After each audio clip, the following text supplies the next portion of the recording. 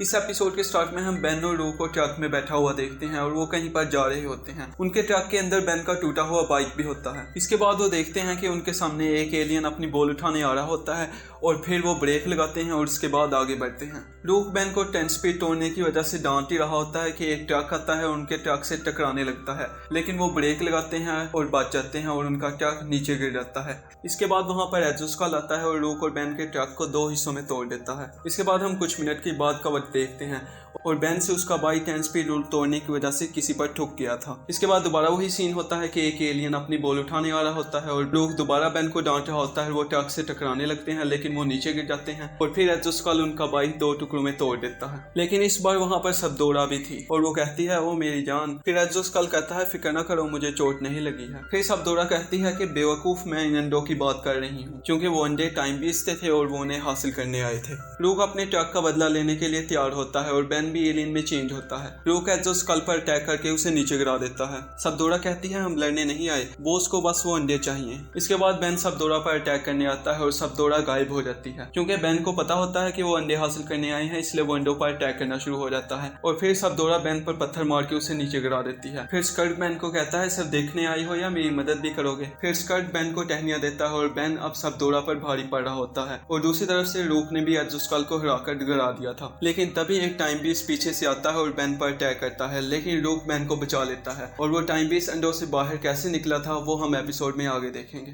Time बीस under town में एक जगह से दूसरी जगह जा रहा होता है और वो जिस चीज को भी टच कर रहा होता है वो चीज जलकर राख हो रही होती है। फिर बेन और लूक उस पर अटैक भी करते हैं, लेकिन वो एक जगह से दूसरी जगह बहुत जल्दी टेलीपोर्ट हो रहा होता है। इसके बाद वो बेलवुड की तरफ चला जाता है। बेन भी टाइम बीस का पीछा करता है और उस पर एक इलेक्ट्रिक बॉल मारता है। टाइम बीस भी उस पर आगे से अटैक करता है और वो देखते हैं कि उस अटैक के नतीजे में पूरा टाइम जाम हो जाता है और एक पोर्टल से प्रोफेसर पैराडॉक्स और बेन 10 के आता है। प्रोफेसर पैराडॉक्स बेन को कहता है ऐसा नहीं चलेगा। फिर बेन कहता है उस वक्त अंदाजा नहीं था और प्रोफेसर पैराडॉक्स और बेन 10 के गायब हो जाते हैं। इसके बाद हम दोबारा वही वक्त देखते हैं जहां पर लूक बेन को पिकअप करने आया था, लेकिन इस बार सबदोरा और एजोस्कल के साथ इयोन भी होता है और उसी ने ही अंडे लाने और ट्रक तोड़ने का काम दिया था। इसके बाद हम दोबारा वही सीन देखते हैं कि ट्रक नीचे गिरता है और एजोस्कल आता है और लूक के ट्रक को तोड़ते हुए सीधा दीवार में लगता है और उसके पीछे तेज से सबदोरा आती है। लेकिन इस बार इयोन टेलीपोर्ट होता है और अंडों के पास आ जाता है। फिर वो उन अंडों में से एक अंडे को उठाता है और उसमें से टाइम बीस को निकालकर बड़ा कर देता है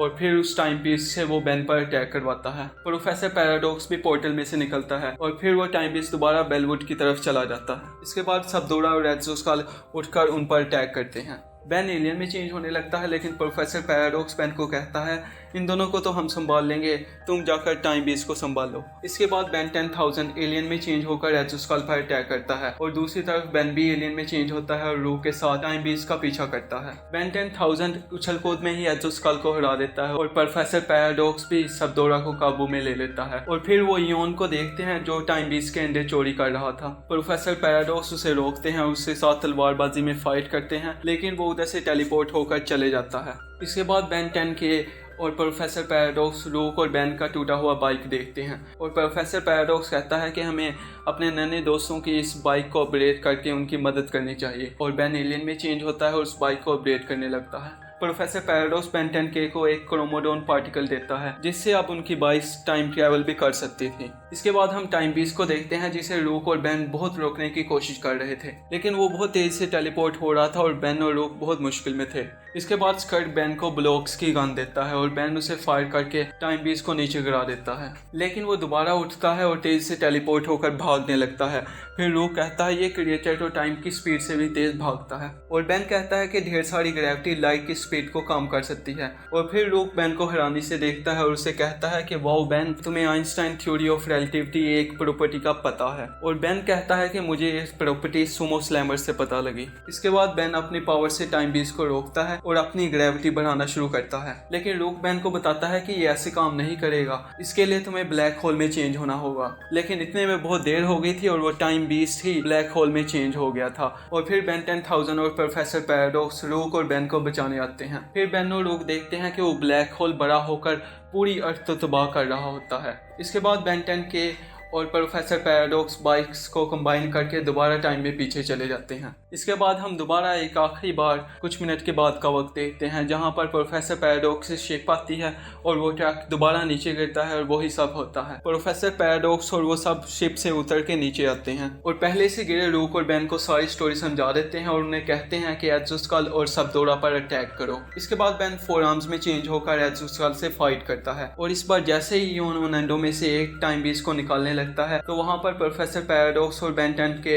एक पोर्टर में से आ जाते हैं। इयोन कहता है कि मुझे पहले ही समझ जाना चाहिए था कि तुम दोनों दखल अंदाजी जरूर करोगे। फिर प्रोफेसर पैराडॉक्स से कहते हैं कि टाइम वार तुमने शुरू की है और बेन 10 के एलियन में चेंज होकर इयोन पर अटैक करता है। इसके बाद वहाँ पर इयोन आता है और रूक इयोन पर अटैक करता है और इयोन की पावर रूक की तलवार से रिफ्लेक्ट होकर सीधा अंडों पर लगती है जिससे एक टाइम बीस्ट दोबारा से निकल आता है और वो टाइम बीस्ट दोबारा बेलवुड की तरफ जाता है। फिर बेन और रूक अपने बाइक्स पर बैठकर उसका पीछा करते हैं। इसके बाद इयोन अपने साथियों को बेन 10 के और प्रोफेसर पैराडॉक्स पर छोड़ता है और प्रोफेसर पैराडॉक्स उन्हें हरा देते हैं और इयोन से फाइट करना शुरू हो जाते हैं। दूसरी तरफ बेन 10 के भी उन्हें हरा देता है और एक को मुंह में लेकर दूसरे पर फायर करता रहता है। जैसे ही बेन 10 के इयोन के सारे साथियों को हरा देता है तो इयोन उस पर और साथी छोड़ देता है। इसके बाद वो बेन 10 के को चारों तरफ से काबू कर लेते हैं और एक तलवार लेकर सीधा बेन 10 के पर कूदता है और बेन उन्हें मुंह में लेकर दूसरे पर फायर कर देता है और इस तरह उन सभी को हरा देता है। इसके बाद प्रोफेसर पैराडॉक्स और इयोन की फाइट एक पाइप पर होती है और फिर पीछे से बेन 10 के उसे हथकड़ी बांध देता है लेकिन इयोन उसे तोड़कर कहीं पर टेलीपोर्ट हो जाता है। बेन 10 के कहता है मुझे इसका पहले ही अंदाजा होना चाहिए था, लेकिन प्रोफेसर पैराडॉक्स से कहता है कोई बात नहीं, जंग की शुरुआत बहुत सी लड़ाइयों से होती है। इसके बाद वो नीचे देखते हैं जहाँ पर बेन और रूक सबदोरा और एज़ोस्कुल से लड़ रहे होते हैं और बेन बिग चिल में चेंज होकर उन्हें बर्फ में जमा देता है लेकिन वो देखते हैं कि वो भी टेलीपोर्ट हो जाते हैं। लेकिन प्रोफेसर पैराडॉक्स उन्हें कहता है कोई बात नहीं, इससे बड़ा मसला तो वो टाइम बीस्ट है। इसके बाद हम टाइम बीस्ट को देखते हैं जो बेन और रूक पर अटैक कर रहा होता है लेकिन बेन और रूक को बाइक की न्यू अपग्रेड की वजह से उनका कोई असर नहीं हो रहा होता और फिर बेन और रूक टाइम बीस्ट पर अपना जाल फेंकते हैं और वो टाइम बीस्ट के दरमियान तेज से घूमते हैं जिससे उनकी उम्र कम हो जाती है और वो दोबारा अंडे में चेंज हो जाता है। फिर प्रोफेसर पैराडॉक्स पोर्टर से निकलता है और उस अंडे को उठा लेता है। इसके बाद प्रोफेसर पैराडॉक्स एक और पोर्टर खोलता है जिससे दूसरा बेन वापस जा सके लेकिन बेन उसे कहता है कि तुम यहीं रहो, हम आपस में सुमो स्लैमर्स खेलेंगे। तभी पैराडॉक्स उन्हें बताता है कि इससे टाइम में गड़बड़ी हो जाएगी। इसके बाद हम देखते हैं कि इयोन टाइम बीस्ट के अंडे